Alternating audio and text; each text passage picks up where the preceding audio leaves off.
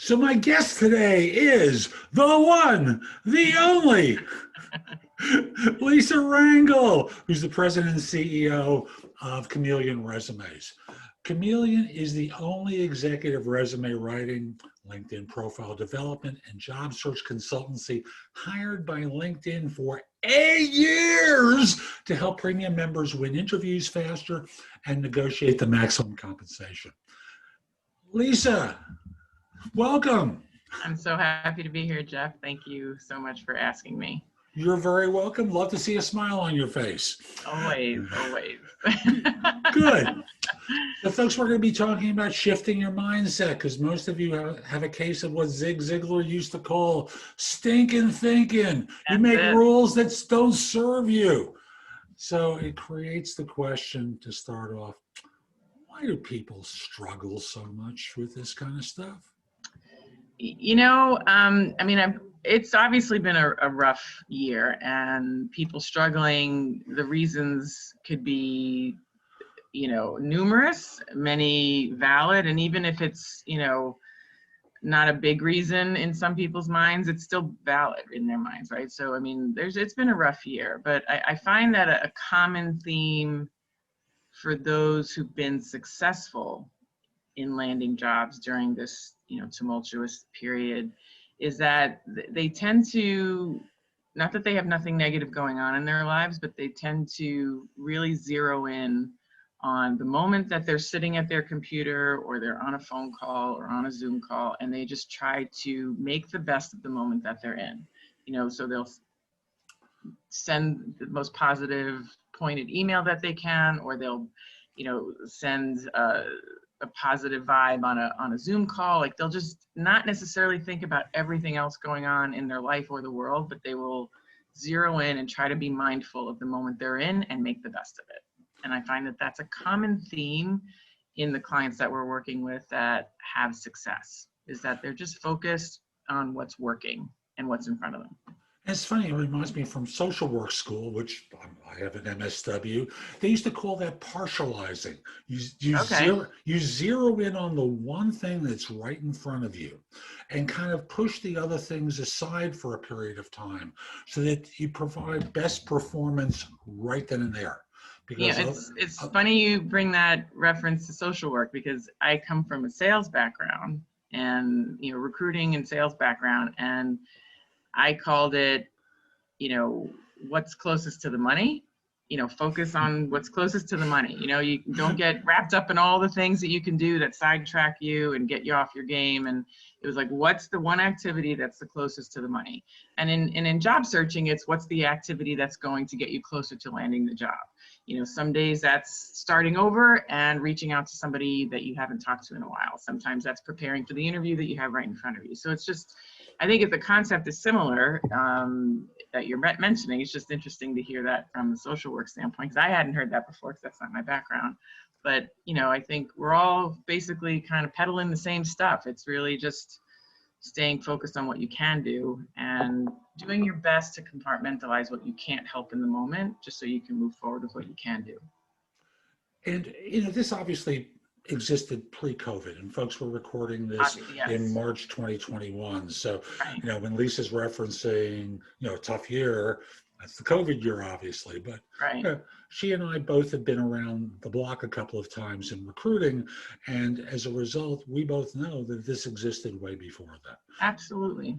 Yeah. It just became, compounded in COVID, that it's something that we needed to do to try to still move forward, even if it's slowly, even if it's 3 steps forward and 2.5 back, you still got to move forward, or at least do the best you can to move forward. And, I find that if you can, a lot, whether you're meditating, officially, or just taking moments to breathe, or not packing your day with, 50 things to do when you have control over that, just anything you can do to just take a moment to appreciate the moment that, you have a roof over your head, you have, your health, hopefully that day, and, and then just doing the activity that is in front of you and leaving the results up to the universe to bring to you what it's supposed to bring to you.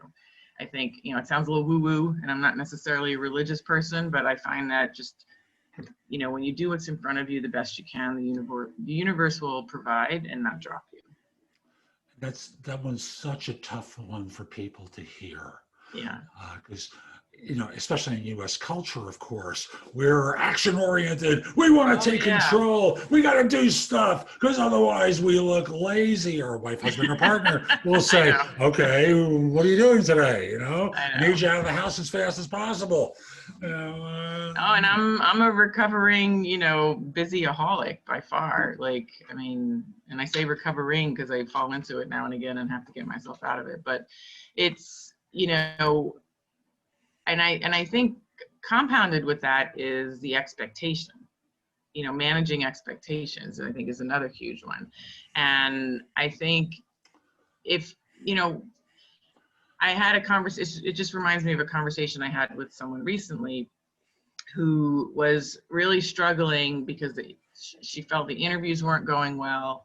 So, you know, she felt downtrodden to go reach out and get more, right? Because if it's not going well, you don't want to do more of it, right? Especially during a time where you're already not feeling so good to begin with. So, you know, we had to reframe what her expectations of the interview were, you know, to, you know, it's like, okay, have some compassion for the person on the other side of the Zoom screen. You know, maybe that recruiter or that hiring manager is also having a bad day. And yes, they have a job and you don't, but, you know, that doesn't mean they're not having a bad day either, right? So maybe your expectation for the interview is to really just make a human connection versus land a job, which I know sounds really strange when you're a job seeker, but is that if you're constantly being let down by an interview not going as perfectly as it should, or that the person on the other side of the screen not being as prepared as they should be, maybe you just need to make a human connection that day. And that's what's going to be the expectation. Lower your expectations without lowering your standards. And it might actually make the conversation more fluid and you're not going to walk away disappointed. And that will just help with your mental health to then feel good about the interview, feel good about the conversation, where you're going to then want to, once that conversation's over, go back to your list, go back to your LinkedIn connections and start reaching out to new people to make new conversations. So instead of saying, I'm going to go set up interviews, maybe lower the expectations and say, I'm going to set up conversations and just have conversations and see where they go. You're always going to be prepared for a big interview if it comes, right? Or if that's the nature of where that conversation goes. But I said, maybe you need to start preparing for the smaller, you know, lower level expectation type conversations as well. So this way more meaningful things can happen. You know, when I talk to people about interviewing, because that's my specialty, is prepping people for interviews. You know, I talk with them about competence is only one variable someone looks for. And there you can execute. If it's on your resume, be prepared to talk about it, obviously. But they also look for self-confidence, character, chemistry, maybe a little bit of charisma, because in many roles, charismatic people are going to get hired over the non-charismatics. But to me, the final thing that someone looks for when they hire is they want to feel like they trust the person. Agreed. And that's really about the connection. It's about the relationship you can formulate with that other person where they can look across at you and go, yeah, I don't have to worry about her. Right, and feel the comfort. I mean, I often use an analogy of, even though the person on the interview is the guest, right, the candidate, I say, you know, try to treat the interview as if you were inviting someone into your living room. You know, like you would try to make their life comfortable. You would try to make their life easier.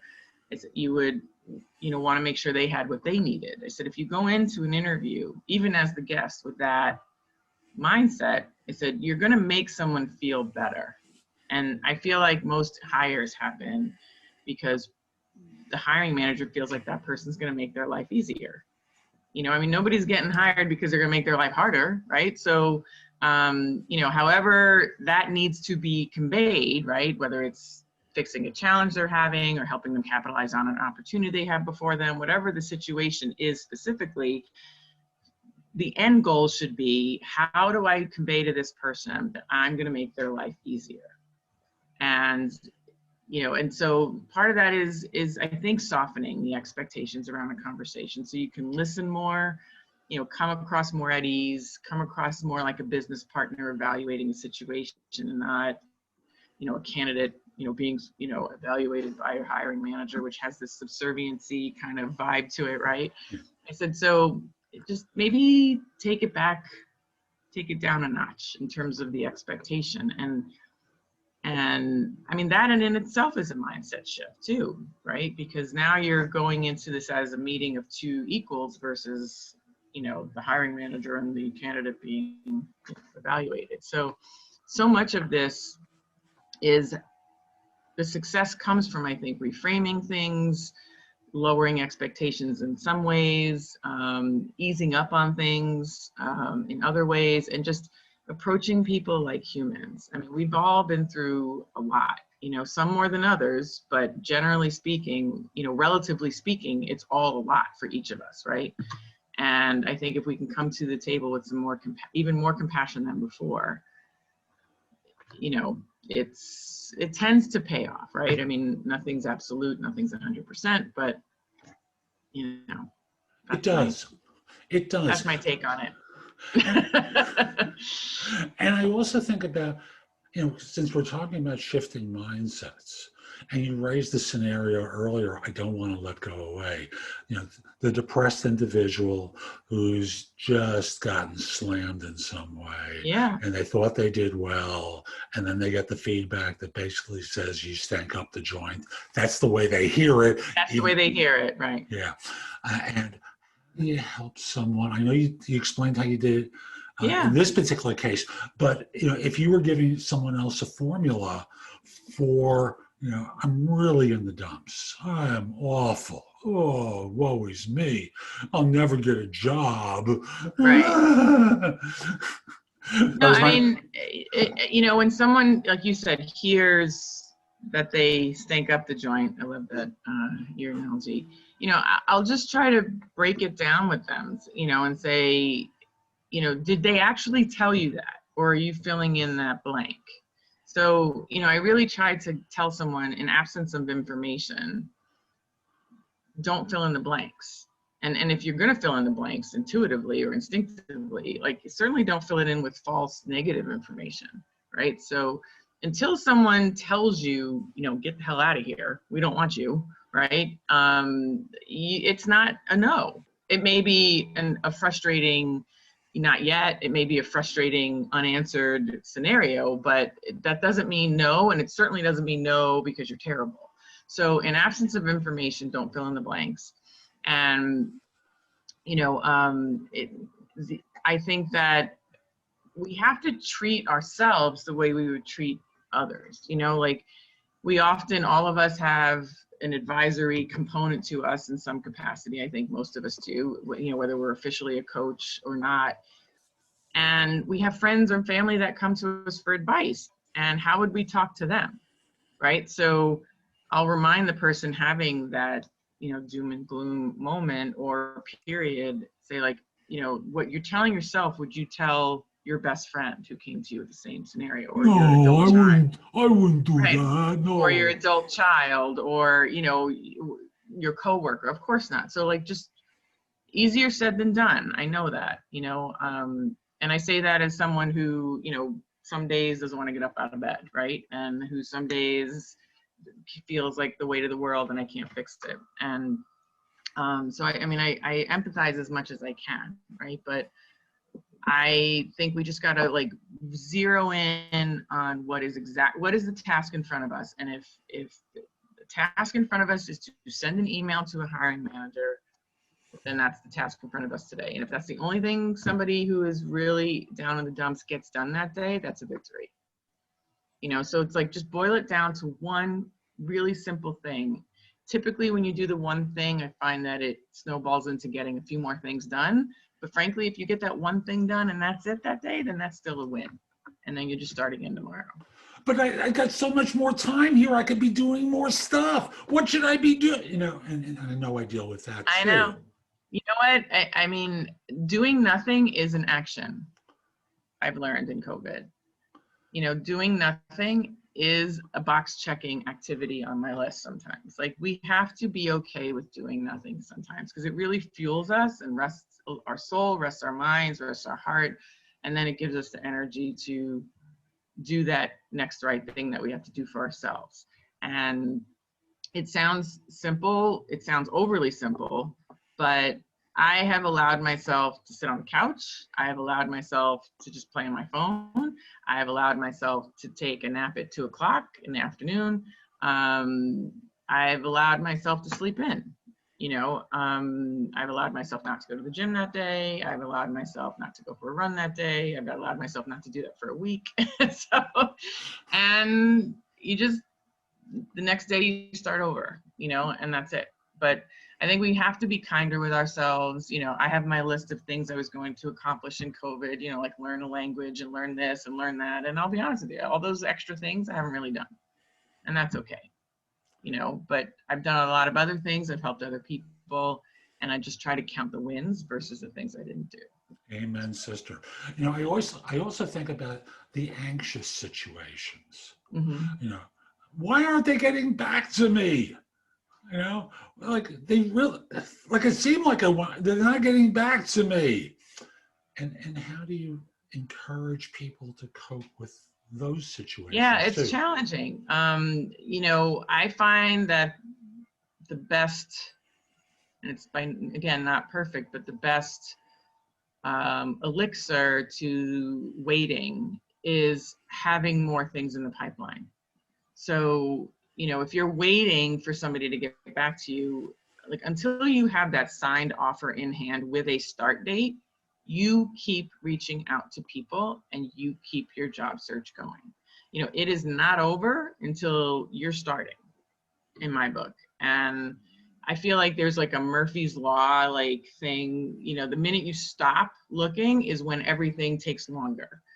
I have literally told people, keep looking, and the offer comes in like that day. And it's by no means a scientific process, but I swear energetically, somehow it works. I think when you are focused on, it's like watching a pot of water boil, right? It always seems like it's taking longer. But the minute you go do other things, all of a sudden you're like, holy crap, I got to turn that down, right? Because it's boiling over. So you have to keep looking. You have to keep having conversations. You have to keep starting new things until the offer is in and negotiated, signed with a start date. And I feel like it's like bad juju the minute you stop everything before all that stuff happens. I don't know why it works, but I mean, between recruiting for 13 years and doing Chameleon for, will soon be in 12, I think. June will be 12, I think. It works. I mean, literally, just keep doing stuff, and I swear the offers come in faster. And I'll let you folks in on Waiting is like the kiss of death, Here's the secret that most of you don't know, and I know Yeah. Lisa knows this one.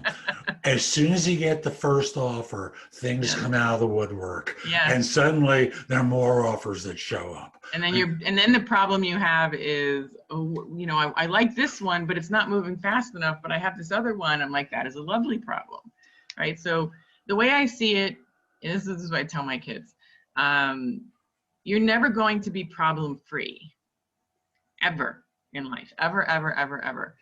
We are always going to have problems. You want good problems versus bad problems, right? Good problems are when you have a couple of offers and you don't know what to do, right? Or they're not exactly what you want, but you still have offers. Bad problems is no one's getting back to you, no one's interviewing you, no one's giving you an offer, all that stuff, right? So you want good problems, and don't worry about problems you don't have yet. I always chuckle a little bit when somebody's like, well, what am I going to do if in giving notice? I'm like, you haven't even gotten an interview yet. Why are you worried about giving notice already? Like, just worry about, again, stay in the moment as best you can. Worry about what you've got in front of you, not what you don't even have as a problem yet. So that can reduce the anxiety that you brought up too. So, I just strongly believe that, like, the universe takes care of itself. If you just keep doing what's in front of you as best you can, that somehow it just all kind of works out in ways that you don't even know. The universe? What do you mean the universe? I know, I sound like a woo-woo crazy lady when I say that, but. But however someone wants to phrase it, events take care of themselves. They do. Your worry does nothing to change it. No, and you know, I only recently learned this phrase, but I'm not necessarily a religious person, but I believe in this phrase. Rejection is God's protection, right? So maybe you weren't meant to go to that place. You know, even if you made a terrible mistake on an interview that caused you not to be considered anymore, maybe that all happened as a way of you not getting the offer there because it was going to be a bad experience. So, you know, if someone is religious, right, then, you know, God is everything, or he, she, right, is nothing, right? So you have to just trust the process. If you're going through something and you just keep doing it, you're going to eventually land what you need. You know, if you keep making tweaks to your performance, getting feedback, getting help, and just keep showing up, keep reaching out, it's going to eventually work out. You know, but the key thing is you have to keep trying. That's, to me, the common element in so many of these successful scenarios is not only do they reframe things and stay in the moment, but they keep trying. One foot in front of the other, pushing. Yeah, just keep trying. Yeah. You know, I was a recruiter in New York City when I started recruiting, and my second job, I was responsible for getting job orders. So I'd have to, you know, then make phone calls. Email wasn't as prolific then. I would have to smile and dial, make appointments. I was doing finance, recruiting, so I'd make appointments with, you know, tax directors, controllers, CFOs, and pitch the, you know, accounting and finance recruitment services that I worked for and come back with jobs, hopefully, right? And, you know, some days, you know, and I was pretty good at it, and some days were great. And then every once in a while, there was, like every other salesperson, or just in general, every other person, you have bad days. And I would be like, oh my God, I'm never getting another job offer again. I'm never getting another job assignment again. Oh my God, like you know, and I was pretty much on commission. So I was like, I'm never gonna, like, they're gonna fire me. And I would go into like the twist. And, you know, I was in Manhattan, and that was my territory, which was already, you know, pretty intense and ruthless to begin with. And sometimes I would just go to the top of a building when, you know, pre 9/11, you were allowed to do that. And I would just look at all the windows. I would look at all the buildings and all the windows, and I'd go there. Behind every window is an office. And, you know, every office, how many offices, right? How many windows? And so I was like, I just need one person to say yes and give me a job to work on. So I was like, I just got to keep going to see people behind these windows, and eventually they're going to give me a job. So, you know, when you see hundreds and hundreds and thousands of windows before you in a vista, all of a sudden you go, okay, this is doable, because there's like thousands of windows and I just need a few. And so that's the analogy I try to convey to people is, you know, turn off the news. You know, you don't need to solve the unemployment problem. You don't need to solve the knowledge gap. You know, you just need one job. Right? So just keep talking to people, keep asking for referrals, and you just need one offer, right? And if you're lucky, you'll get more than one, but you really just need one. So just keep talking to people, and then if that person's like, oh, you know, you're not the right person, I can't help you, go, who do you know? And get that person's name, reach out to that person, and just do the constant conversational chain. And you know, it really is, to me, the magic solution to all of this. It's, you know, it's not easy. It's mentally sometimes exhausting, but if you can just get yourself the gumption to just reach out to one more person, typically it kind of keeps the mojo going. Do one quick anecdote, because you mentioned something, Yeah. the who do you know phrase. Yeah. Because, you know, we're both ex-recruiters, and an old girlfriend of mine used to work at the old Merrill Lynch, was the first woman commodities broker at the firm. So it was tough for her. And she came home one day with a cassette recorder, a cassette recording of a junket that was to Hawaii for the top 0.1% of the producers at the old Merrill. And so they have a speaker there to justify the deduction for the junket.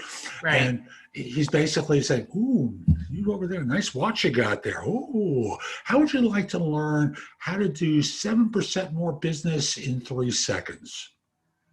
And he pauses. Yeah, sure, why not? Okay, time me on this. You got to do this with every call. Okay, ready? Is there anyone else you know who I could be helping? That's it. It's always asking for the referral. Who do Yeah. you know who? And Who do you, and specifically in this job search context, you know, who do you know that I can speak to that might give me some insight on X, right? Whether it's an industry, a profession, a project, whatever. You know, you're not going to ask that person directly for who do you know can give me a job, but, you know, just who do you know in this field that I can bounce some ideas around, or might be able to help me with X, or I might be able to help them with X, and just keep the conversation going. And if you keep that pipeline full, it eases the anxiety of waiting for something to come, because you know you have other things. And frankly, when you have other things in the pipeline, when that thing comes in, it will help you even negotiate from a stronger position, because you know you got other stuff going on. You know, if you're negotiating going, oh my God, this is all I got, that's going to come through. But if you're negotiating from this standpoint of other things are in the hopper, it's going to be okay if this doesn't work out, that's that feeling of where, you know what, I'll walk away if it's not right. Because when you don't have that ability to walk away from something, that's when you might be taking something that isn't going to make you happy. So you need to keep things moving to make sure you take something that makes you happy. And that also alleviates the anxiety too. of course. And thus, folks, as Lisa's been repeating over and over again, yes, it's important on the day that you have only the one activity, it's okay to take a break. Absolutely. You have to be moving forward overall, taking actions daily that are going to help move the needle forward, Right. so that you get to the destination you want, which is the right next job. However you define it, it's the right next job. And take the action and leave the expectations, leave the results up to the universe to take care of it for you. You know, I think where people start to have like a lot of anxiety, and I know this from personal experience, is when we try to control the results. You know, like, okay, this offer is gonna come, and all you can do is show up and do your best on an interview. You don't know what's going on behind the scenes on that other side of that Zoom call. You don't know when that hiring manager hangs up the phone. Did the budget get cut? Did, you know, the president bring in their cousin and now they want to interview that person? You know, the next person you're supposed to interview with is now going on, you know, taking a vacation, you know, even if it's a staycation at home, they're just not taking calls for a week. So now your next interview is delayed a week when they didn't know. There's so many things that happen on that other side of the hiring process, as you know, Jeff, firsthand, that all you can do is control what you can control on your side of the interview. And so, so you just have to control, for lack of a better word, the action that you can take, right? You can control how many times you pick up the phone, you can control how many times you send an email, you can control how you perform and how you prepare for an interview. You can control if you send a thank you note, you can control if you send a follow-up 2 weeks later, but you cannot control what other people do. So you just gotta make sure you do enough of activity of those things you can control. I'm going to throw a curveball question at you. Go for it. Recruiters, love them or leave them? Oh, love them. Totally love them. Good. No, and I think, you know, I don't subscribe to the, I mean, one, because I've been one and a lot of my friends are still recruiters. But I don't subscribe to the, like, the resume writers or the job landing coaches or career coaches that, you know, crap on the ATS and crap on the recruiters and crap on everybody and crap on the fact that they only spend 6 seconds on a resume. Like, everybody's doing their job. You know, recruiters have a job. You know, whether they're search firm recruiters or corporate recruiters, they have a job. They have metrics they have to hit. Their client is the company they serve and who pays them. And so, you know, you have to, you know,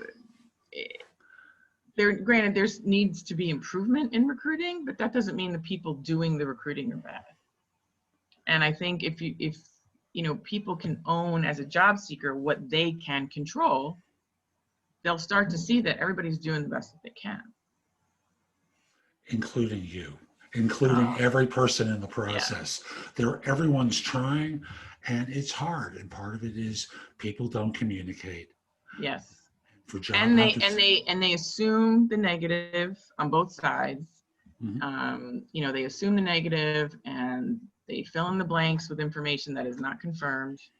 You know, and it's just, and then, you know, and yes, we're not meeting face to face, so sometimes there's like implied, you know, misunderstandings based on seeing texts and emails and that sort of thing. But you know, it is complicated. But I think if everybody just took it back a notch and gave everyone the benefit of the doubt a little bit, you know, more than once, it would just take a lot of angst out of the world, you know. Amen, sister. Lisa, this has been a lot of fun. How can people find out more about you, your work, everything? Everything. So if you like the idea of job landing mindsets, I have a book, Job Landing Mindset, which is on Amazon. It's also on our one website, joblandingacademy.com, and our main business is chameleonresumes.com. So those are two places two places you can find me. You can also find me on LinkedIn. So. And do you remember your URL on LinkedIn? Yes, linkedin.com/in/Lisa Rangel. Super. And folks, we'll be back soon with more. I'm Jeff Altman, the Big Game Hunter. Hope you enjoyed today's interview. I sure did. I did too. Good. And if you're watching on YouTube, click the small icon in the lower right. It'll allow you to follow me there. And in addition, you can visit my website, thebiggamehunter.us. I've got a ton in the blog that will help you with job search, hiring more effectively, managing and leading workplace-related issues. Also want to mention, connect with me on LinkedIn at linkedin.com/IN/the-big-game-hunter. And lastly, I've got a terrific book as well. It's also available as a video course. If you go to thebiggamehunter.us/interviews, that takes you to the video course for the ultimate job interview framework. It's also available as a paperback and Kindle book on Amazon. Folks, I hope you have a terrific day, and most importantly, be great. Take care.